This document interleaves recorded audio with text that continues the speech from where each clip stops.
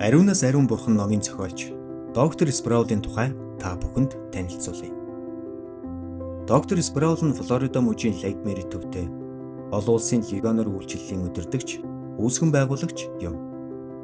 Түүний номлол сургаалыг Америкийн нэгдсэн улс болон дэлхийн хаанасч оюун санаагаа шинжилгэн радио хөтөлбөрөөс сонсох боломжтой. Тэрээр мөн Флорида мужийн Сэнфорд хотын Сент Эндрюс чуулганд ахлах пастораар үйлчилдэг байсан бөгөөд легионер Библи болон теологийн судлалын академийн захирлаар тус ажиллаж байв. Доктор Спраул нь амьдралынхаа турш теологийн сургуулиудад багшилж олон пастор ахлагчдыг бэлтгэн сургасан нэгэн.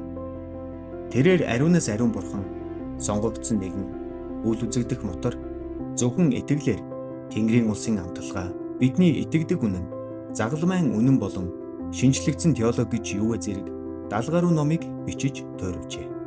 Түүнчлэн шинжлэлийн теологийн судлал Библийн ерөнхий редактораар ажилласан бөгөөд хүүхдүүдэд зориулсан хэд хэдэн ном бичснээс хамгийн сүүлийнх нь ханхүүгийн хортой аяга хэмээх бүтээл байсан юм. Доктор Спраулын бурхны ариун чанарыг бүх хүн таньж мэдээсэй гэсэн хичээл зүтгэл өнөөдөрч үргэлжилсээр олон итгэгчдийн итгэл болон сүнсний өсөлтөд хувь нэмрээ оруулсаар байна. Түүний бичсэн Ариунаас ариун бурхан номыг монгол хэлээр унших боломжтой боллоо.